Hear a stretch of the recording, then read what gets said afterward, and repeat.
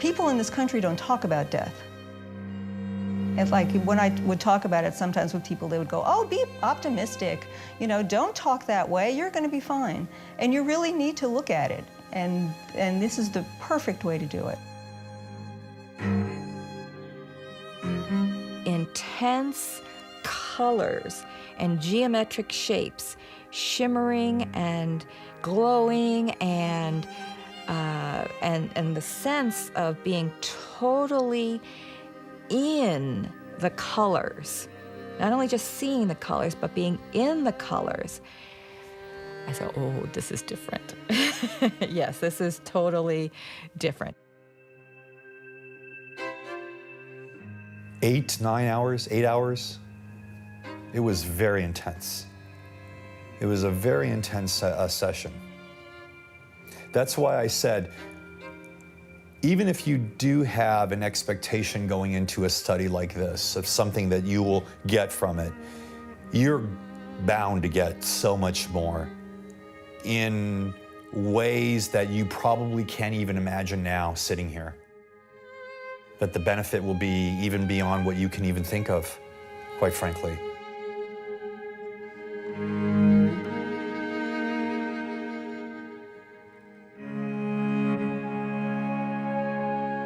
In 1943, chemist Albert Hofmann was developing medicines to aid blood circulation using lysergic acid derivatives. His research would lead to the discovery of LSD and the isolation of other psychoactive compounds, including psilocybin.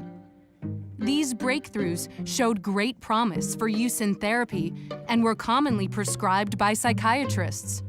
However, the medicines would later be caught in the dragnet of 60s drug prohibition. In 1968, domestic scientific research into the use of these unique psychoactive compounds would be dealt a harsh blow. The U.S. Congress established a classification system that would define certain drugs as Schedule I, or having no medicinal value and high addiction potential. LSD, psilocybin, and other medicinal compounds were unfairly grouped in this category despite evidence that they were non-addictive and part of legitimate psychotherapy research. There was a decade there of very exciting, promising research. Then funding dried up, and the research became more and more controversial, mainly because of the abuse or misuse of the drugs, and it became kind of a political football. We were in a state-funded facility, and there were more and more problems to deal with in the effort to just do good science.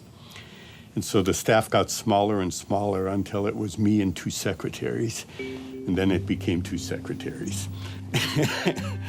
There was so much anxiety about the impact psychedelics might have on culture, on young people in the late 1960s, early 70s, that this really wasn't a well-thought-through process. It was a knee-jerk reaction, fear-based reaction to just make these drugs as restrictive and unavailable as possible. It was a very challenging context at that time for researchers to continue the exciting work they were doing. These compounds were deemed of no value for no medical value and with a high likelihood of abuse. So they were essentially put in the deep freeze for many years.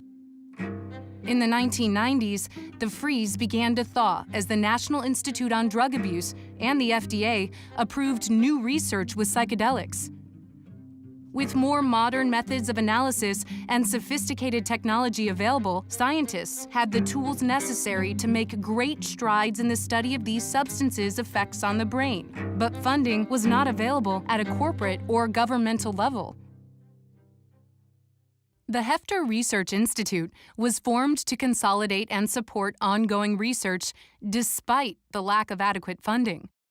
The Hefter was founded in 1993. Dave Nichols was the president and the one who brought a group of researchers together. The Hefter Institute really is devoted to helping to facilitate the development of protocols of psychedelics within academic medical institutions. With psilocybin, it's in the public domain. A pharmaceutical company cannot get a patent on psilocybin, so there's not a lot of incentive for them to invest in it or make money on it. So currently, the research with psilocybin has to be funded by private individuals. The Hefter Institute wants to make psilocybin a prescription medicine that can help human beings that are going through considerable anxiety and angst regarding their death. I had a serious life-threatening cancer myself about 15 years ago, so I'm well aware of the trauma of facing one's demise. I was given about 3 months to live. I had to go through chemotherapy, so I understand the great importance of the work that the Hefter Research Institute is doing with cancer patients to mitigate their suffering. At Harbor UCLA, Dr. Charles Grobe directed a research team studying psilocybin as a treatment for the profound mental suffering associated with advanced stage cancer. Psilocybin facilitates a greater likelihood of achieving a psychospiritual state of consciousness, a mystical or mystico-mimetic experience. And the old research literature from the 50s and 60s very strongly indicated that individuals in psychedelic research studies who experienced a spiritual epiphany during the course of their many-hour treatment session were more likely to have a long-term therapeutic outcome.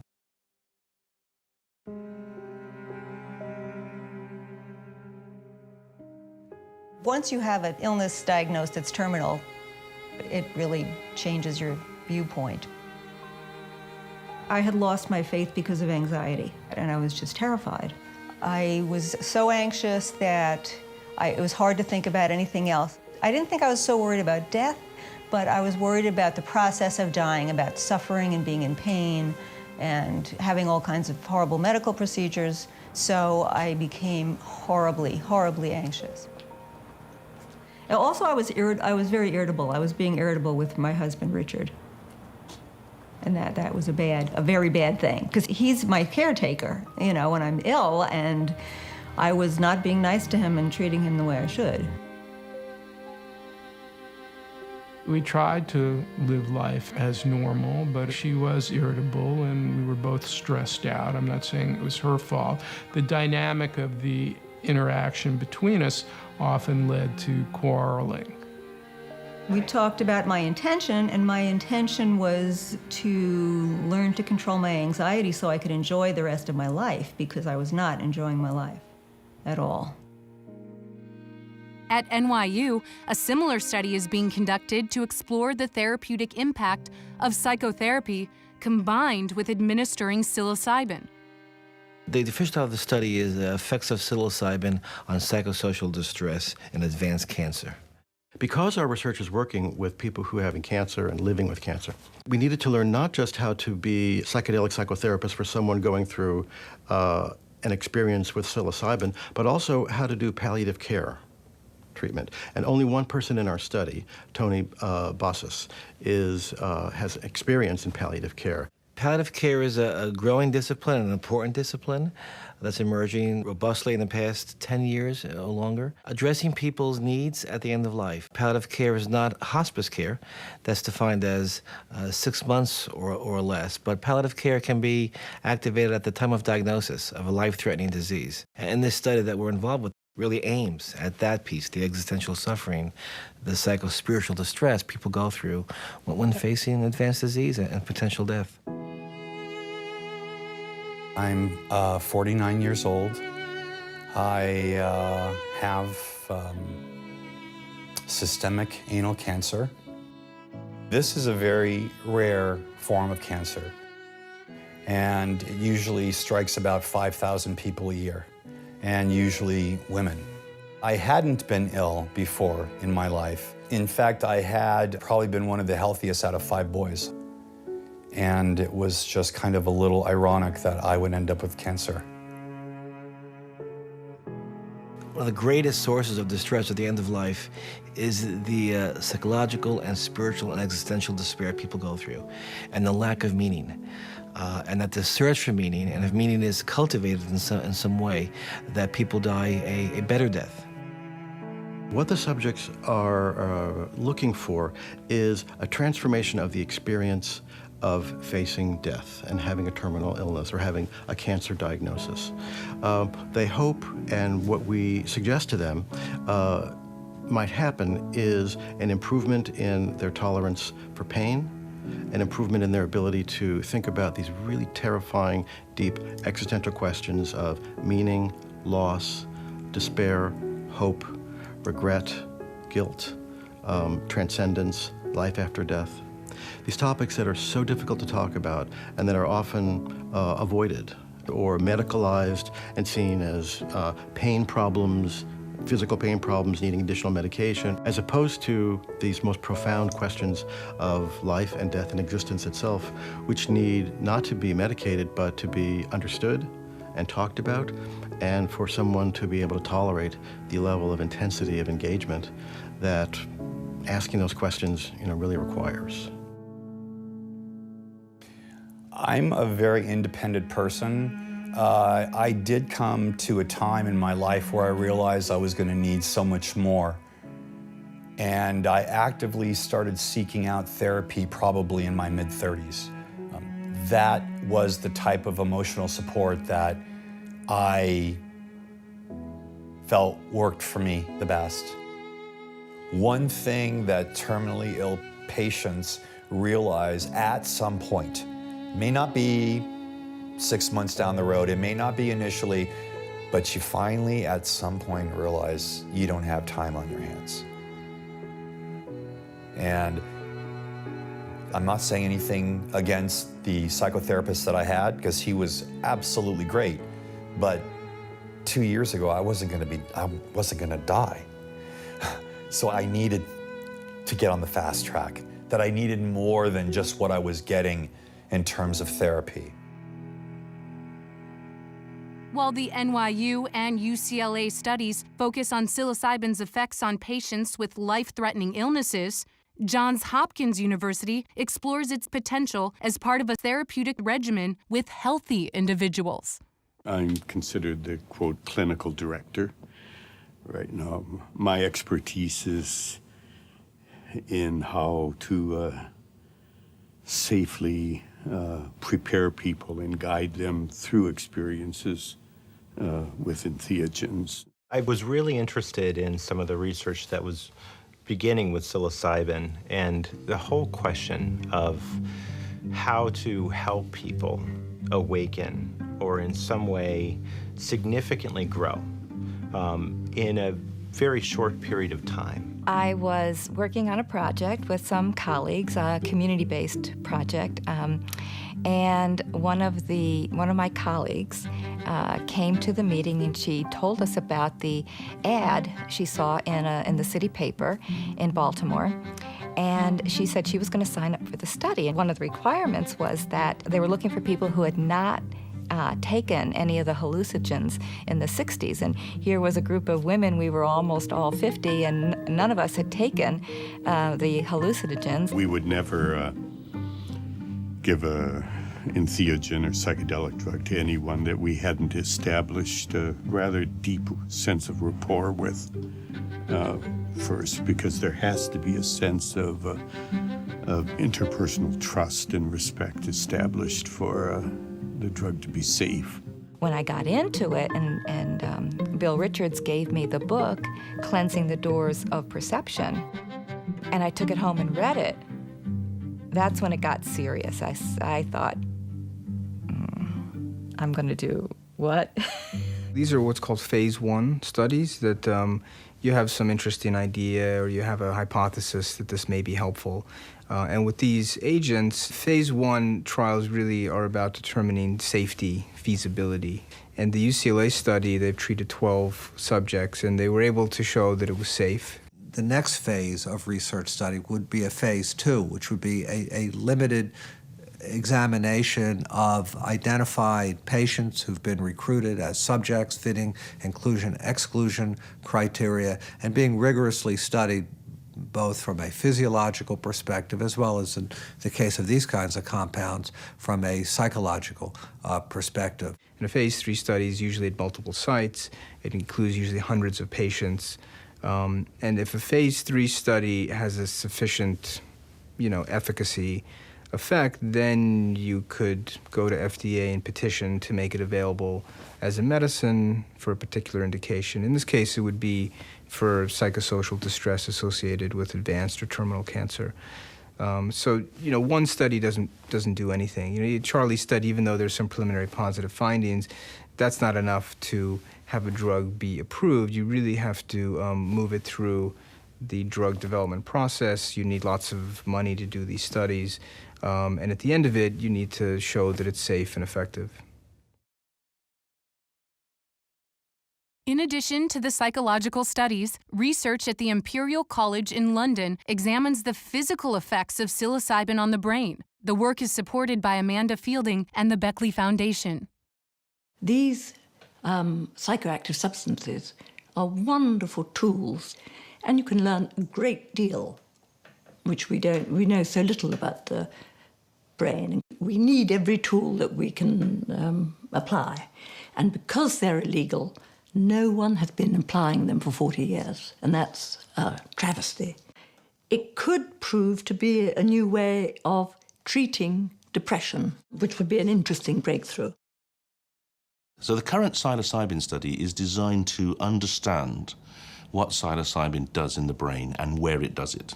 We put people in an MRI scanner and we look at the activity of their brain before and after or on psilocybin.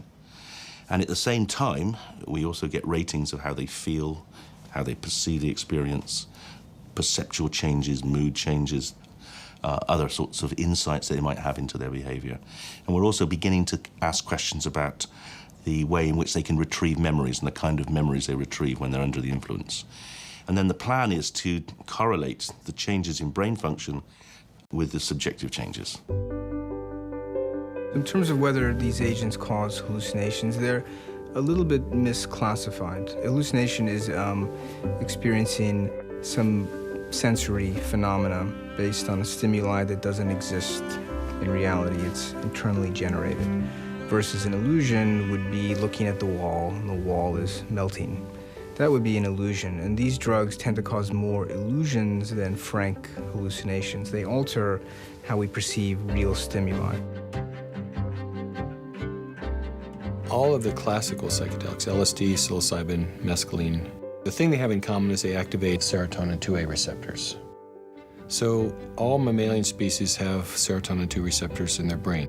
In this part of the brain, in the prefrontal cortex, there is a high density or high expression level of serotonin 2A receptors. In fact, it's one of the most ancient neurotransmitters that exist. So if you look evolutionarily, it came into being likely before dopamine and many other neurotransmitters did. Psilocybin acts very selectively at serotonin 2A receptors, so that's the lock and key. So psilocybin can click in to this receptor site and activate a variety of processes. If you're using a drug like psilocybin to change the way people deal with something unpleasant happening to them, like depression, like terminal illness, it raises the question of what the drug actually does. Does the drug produce some kind of temporary veneer, some sort of overwriting, putting a curtain across the experience for a while? Or does it actually produce something more profound than that? Does it actually change the way in which you as an individual deal with the trauma? There's a central part of the cortex, the higher part of the brain, the cerebral cortex, which coordinates mood. That's the key orchestrator of negative mood and depression. And what we found was that psilocybin turns that off. And this is remarkable because psilocybin does in 30 seconds what antidepressants take 3 to 4 weeks to do. This is, in many ways, a psychotherapy plus drug study. It's not you come in, you get the drug does whatever, and then you're on your way and you're fine. It really, the experience has to be embedded in a kind of psychotherapeutic matrix or milieu. So each subject is assigned a therapy dyad, a man and a woman, and they do a lot of preparatory psychotherapy. We sort of go back to the very beginning. We get their life story and talk about major significant events in their lives, relationships, accomplishments, disappointments, life before cancer diagnosis. And we try to cull from that in the therapy, what were difficult things that you encountered, and how did you get through them, and what kinds of things helped? Part of the goal of the preparatory sessions is for the therapists to get to know the patient and to come to understand what his or her own unique existential issues are around dying. Some people have enormous guilt about what they did or didn't do with their children or with their spouse. Others have profound regret. Some people are very angry. Some people are terrified. Some people have a great deal of trouble reaching out and trusting others. Others, that comes very naturally, and having to go into this alone is what's hard for them.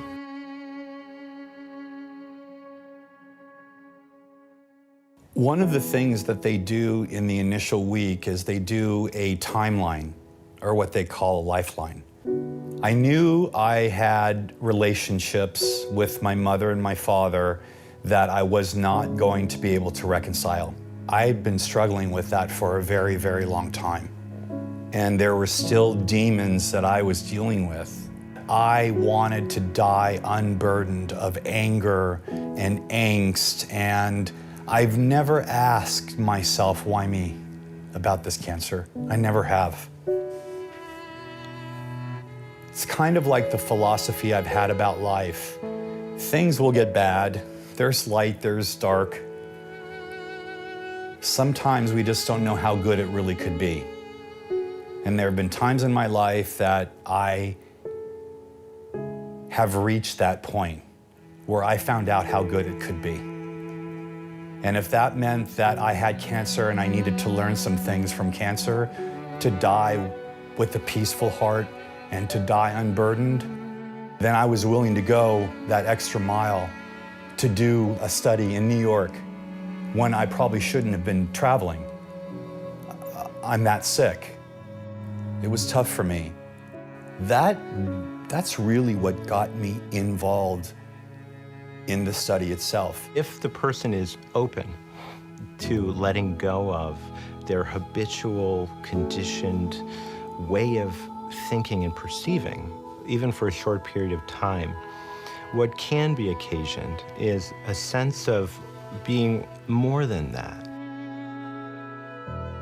We found what's most valuable is developing an intent to trust one's own mind, one's own psyche, a willingness to receive whatever comes. I did have one intent for the third session. I said, if I'm going to go through all of this and have a mystical experience, I want to see the divine.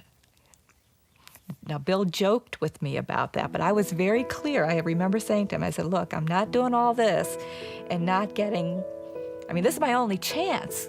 So, Robert, this, of course, is our session room. And before a volunteer gets in, we set the room up for them. Before the onset of the drug is usually between 20 and 60 minutes. So we often look through an art book or a nature book to get your mind out of your intelligence and thinking. I can remember really experiencing those art books. It's really getting into the depth of the landscapes. There were lots of landscapes in there. There's an area of the brain called the locus ceruleus, which acts as a novelty detector that gets inhibited and also gets somewhat activated with these drugs. So people who are on these agents do have the sense of looking at something and seeing something novel or interesting or beautiful they wouldn't normally notice. So you could imagine as something that normally would seem not very novel, under the influence of a psychedelic would appear to be even more novel. So maybe we would see flowers in a way that they look novel again, like see them through the eyes of a child. And we would say to you now, as we put on the eye shades and headphones, we just want you to let yourself go to experience whatever comes up. My first experience of the drug taking hold, I was lying on this hospital bed, and it felt like the bed had turned into a circle of hands that were holding me up. As soon as it started working, I knew I had nothing to be afraid of. We're here, but we have no expectations. If you want us to be here right with you, just let us know. We will be here, or sitting back. And I am going to hold your hand. Because oftentimes when you're just, and I would have taken your watch off because we want to let go of all time, space. And so we often start with just putting a hold on you, just to let you know that we're here. It was very gentle, and there were people right there if I got upset. I certainly felt that if anything scary happened, I wasn't alone. But with my eyes covered, I saw patterns and visions and sort of faces. I thought about being involved with the people I love, and everything looked absolutely beautiful. It was like you're at the top of a roller coaster and you're about to go down. And I remember kind of inside myself saying, whoa, I'm taking my mind with me. I don't know where I'm going, but I'm taking my mind with me. It is not leaving me. It is staying. I like my mind. It is coming with me. My thoughts and my mind are going with me. And I felt okay, and off I went. It's very difficult to explain what went on during the dosings. There were some really great experiences that I had with visuals that were just unbelievable. They had handpicked about 12 hours of music that they've used in several different studies. Everyone by default, puts headphones on and gets music. And the music is really there to sort of support the experience, to drive the experience, to embed the experience. There was a Turkish tune that was playing, and I did see these whirling dervishes, which as the song progressed, I saw them twirling faster. And I got much more into a deeper trance. The faster their spinning state, the closer that they feel to God, or closer that they feel to, the pinnacle of whatever, love. The music is it's a powerful factor. And so we really had to standardize it. It's not like you can bring in your own music, and if you change that variable, you suddenly have a variable that's not constant. And luckily, one of our therapists, her husband, was an ethnomusicologist. So we happened to have an expert. And then we would figure out, well, where would it go? Would it be in the beginning part when they walk into the room? Is this part of the peak? Is this the sort of plateau or post-peak period? So we figured out, where in terms of the pharmacologic and experiential parts of the drug, it would fit. They put on Ave Maria. That made me cry about what effect my death is going to have on my granddaughter. And they all came over and they just sort of put their hands on top of my hands. Sometimes as you're beginning to feel the effect and go further and deeper, it helps to have connection here. Throughout the session, there's different times if it seems like you're going through something, or if you want to share, or if a piece is over, just different times we check in. So we'll often then just put our hands on your shoulder and just say, Robert, is there anything you'd like to share? I had to get up and go to the bathroom, and when I was washing my hands, I looked in the mirror. I used to have very long curly hair, and people thought I was so much younger than I was, and now I look my age. at least. So I went back into the room and talked to them about that, and it was very helpful. I sort of came to the conclusion that, well, yes, I look older, but with age comes wisdom and maturity, and I felt okay with it. I re-experienced my father's death. I was transported back to that time, and I just grieved my father's death, which I don't think I really did at the time.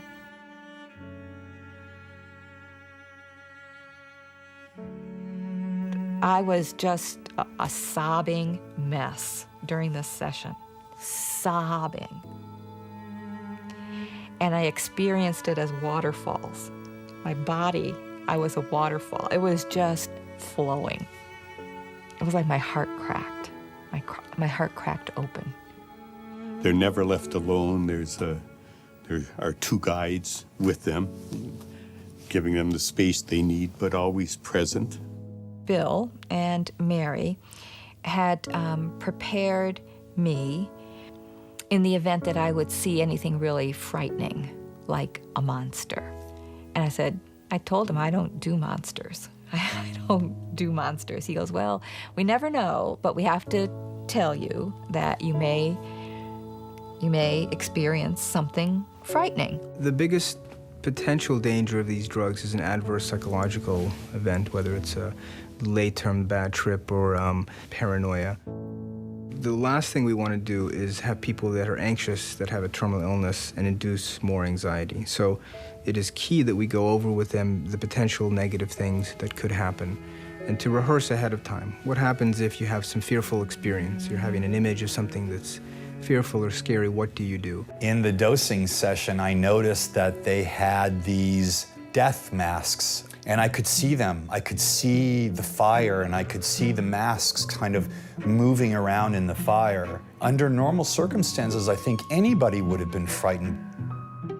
Bill Richards helped train us, and his big thing when that happens is go towards the fearful thing. Search for the fearful thing, say hello to it, make friends with it, go through it, and there can be something therapeutic about dealing with something that's scary, confronting it, being with it, and realizing it may be not so scary as one imagined, and then sort of being able to kind of pass through that. So what I noticed was the masks were not designed to scare you. They were actually designed to scare the fear out of you. Although everybody's experience is different, what I feel is the same for many people is it actually may take them out of feeling, paralyzed, filled with fear.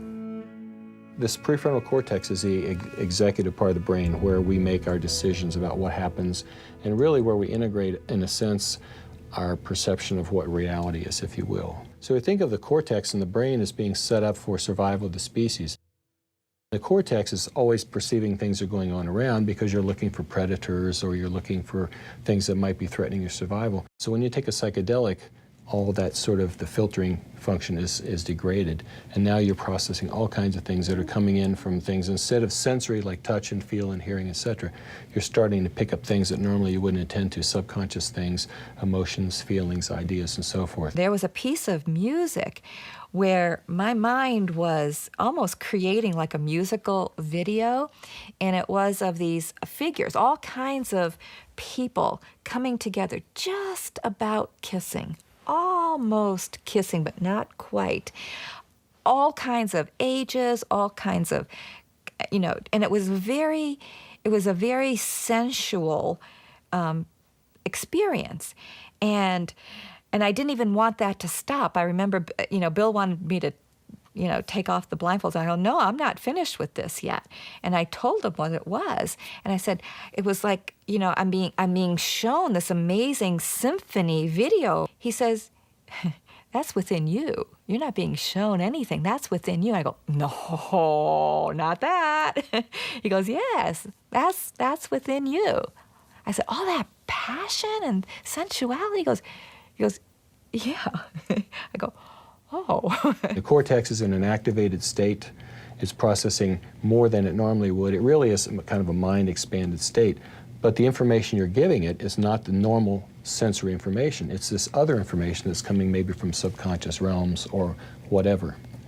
And if you look at those descriptions, you can usually find what I call the 6 basic categories of this core religious experience, which is unity, transcendence of time and space, noetic, intuitive knowledge, a sense of sacredness, awesomeness, deeply felt positive mood, joy, peace, love, and ineffability, and also what we call paradoxicality, that it's very hard to put it into words. You say, well, I died, but I've never been so alive. You know, the God was one, but he contained everything that is. We do know that these agents induce spiritual states. These are meaning-making drugs in terms of the experience. So they produce spiritual kinds of states, and it's key to know whether someone's spiritual or religious to begin with. There are many ways throughout history that people could have peak or mystical experiences. This is a very reliable way to use a chemical agent or a sacred plant or chemical. But it's about the experience, not the drug. It's about this experience and the opportunity to have this experience to then explore where they're at in their life, and for that to have transformative effects and to mitigate the anxiety they have. Some patients will come to the study with prior spiritual traditions and beliefs, and some don't. It's not a prerequisite. This study can be discussed in a secular way or in a spiritual way. It can be defined as a mystical experience, but it can be discussed as in pretty scientific ways. It's a medication that brings about a state of consciousness where one feels unity and transcendence and interconnectedness. So it can be discussed both ways. There was a parade going down the street, and I was in the audience, in the crowd, watching a jester coming down the street, and he was just a delightful person. But on one side of him was all dark and shadowy and sad and miserable, and the other side was all light and bright and happy and fun and cheerful. And he was just walking down the street, and I thought, well, that's pretty cool. That's what life is. You know, it's the dark side and the light side, and we kind of walk this path, you know, between the two. And right in that height of the giddiness, the parade was transformed to the image of Jesus walking down the path, dragging the cross. And right when he got close to me, his face just turned up and said, you know, forgive them, Lord. They know not what they do. The suffering we inflict on people, the suffering that's been inflicted on us by people who are just plain ignorant, they know not what they do. And I think that piece has probably done the most to have me stay connected and be with people and not judge. The psyche is incredibly wise. And what happens in a session is often infinitely better designed, if you will, than anything you could have planned in advance. When we were about 3/4 of the way through, I was asking myself, what is this? Who have I been talking to? Who's been showing me this? And I started asking out loud. I said, who are you? And nothing came except my breath. You know, I could hear, sense my breath. My breath and the wind.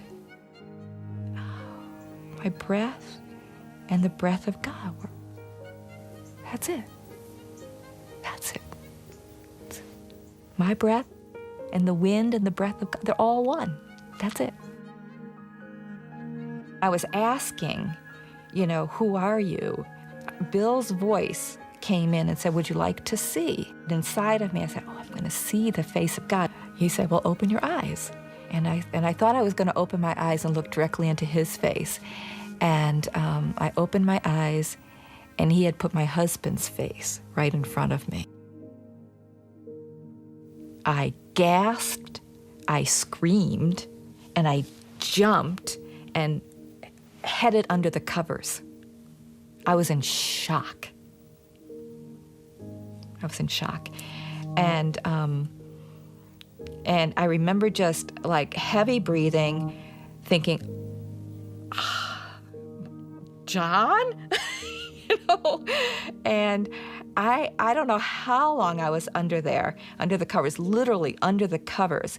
And I told Bill, I said, I just have to be with this. Because it went so deep and such a shock. That it really shakes you to the very ground of your being and can be incredibly humbling, but also enlightening.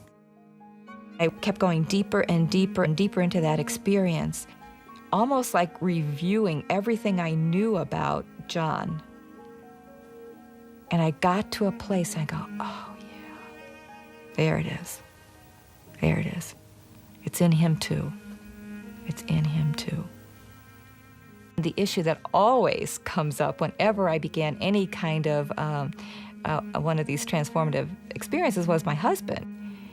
Because one of my long-standing complaints was about, all the typical complaints, women have about men. How dumb he is, how insensitive he is. To have that experience where, in him is that core of divinity. Experiencing John as the divine, that was probably a shift in how I experienced him. So then basically at the end of the day, you'll talk with, you've talked with your guides throughout, but then we'll just kind of check in a little bit and relax and then see how you're doing. And then you have a set of questionnaires to do. And you may feel very emotional throughout the evening because of things that have happened and can continue to just rise up, and that's very normal, nothing to be concerned about. And we give you our card. You're welcome to call us anytime, and then we send you home with your rose and ask you to write a report. You do always come in the next day because we want to be meeting with you and see how you're doing. And the reason we ask you to write a report is not just for us, but really for you to capture what happened in your day before you talk about it with us. I felt that all I'd ever wanted to do ever was to be of service. And I experienced that. And it was the most delightful experience I probably have ever had. It wasn't during the session, it was in one of the integration sessions afterward. And I said, Bill, how do I stay in this? This is marvelous what I'm experiencing. How do I stay like this? And he told me, he said, you do whatever it takes for you to stay like this. If it means going swimming every day like you like to do, go swimming every day. If it means doing jewelry, making art, do that. Do whatever it takes for you to stay in this place. In a very practical, kind of measurable way, often patients will report an improvement in their relationship with family and friends, an improvement in their ability to tolerate pain, a greater efficacy of the pain medication that they take, a decreased need for tranquilizer medication in order to feel calm, an improved sense of initiative and motivation to do things. Many people feel like, I've only got 3 months to live, why bother? Like everything's over. And that you see transformed into, I have 3 months, I have every day, I have every minute, and each day and each minute are precious and can be filled with meaning and hope and love and connection. We have had more than a couple volunteers say that that session was better than my 10 or 20 years of therapy. That's why we want to be researching it, because it just seems like there can be so much therapeutic and spiritual value to this. This experience has cemented my beliefs about being part of a bigger picture. My God, I mean, I'm going to be in a great, wonderful place when I die. You know, great, wonderful place. Sort of like the point of realization that we're infinitely more than we think we are. And if we've had that experience, then the future changes. Our understanding of the past can change, and life itself. You have a new understanding of what you are, that there is something sacred, there is something profoundly meaningful about you. Some of these things sound really profound, and they are, but they're much deeper than that. They're much more profound than that, because putting words to them almost like cheapens the experience a bit. You know, I didn't know what to expect, and boy, did I get a lot of really great things out of it, although it took a lot of hard work, believe me. I'm much more focused on this moment right now. And it's a good way to see your life from an objective point of view. You can sort of back up and see your whole life, when it started to right now. When we came back, it was like someone had put on a light bulb inside of Annie's head. She was literally glowing. I felt wonderful. I mean, I think it's an incredibly useful tool. What we did, it probably would have taken me years of therapy. I think it's a sin that you can't just go to a clinic and do it. This is very much the beginning. And right now, the studies are all privately funded. Not a single person gets paid. Well, in many ways, it's a labor of love. Eventually, if this psilocybin were ever to have an effect and be brought to market, you know, there would have to be governmental or pharmaceutical funding. Private funding probably couldn't sustain. It takes a lot of money to do that. To us, it's the compassion and action to do what we can to get this medicine moved from Schedule 1 to Schedule 2 so that people that are suffering can use it. The hope is that a younger generation of researchers and investigators will come behind us who will pick up the torch and continue to move forward. I want to have a research program where I can compare what psilocybin does, what ayahuasca does, what LSD does, what MDMA does, what amphetamine does. I want to be able to have that public domain. People can see what the different drugs do in different brains. I want to know if it does the same thing in illness, in depression, anxiety. But the real thing I want to do is I want to understand the molecular mechanisms which differentiate the psilocybin effect from, say, the Prozac effect. And I want to find drugs which can do the good things of psilocybin without the risks of any kind of negative impact. Then you could have a revolution in treatment of depression. These substances are to psychiatry and the study of religious experience as the microscope is to biology or the telescope is to astronomy. It's an incredibly valuable tool if it's wisely and responsibly used. And the realms waiting to be explored within the human mind are every bit as vast as the cells or the cosmos.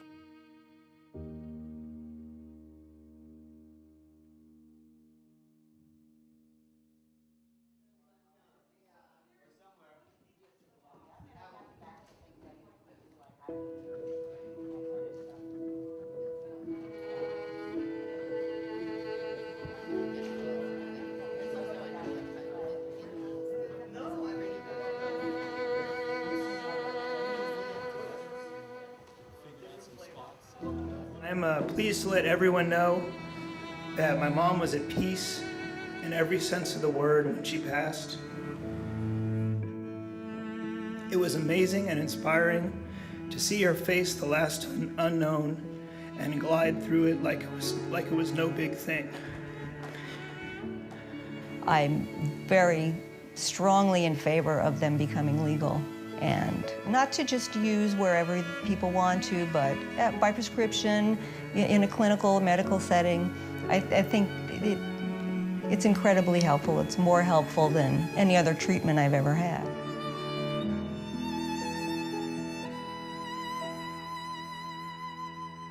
As much as painful as cancer is, and as tough as it is to get through a normal day,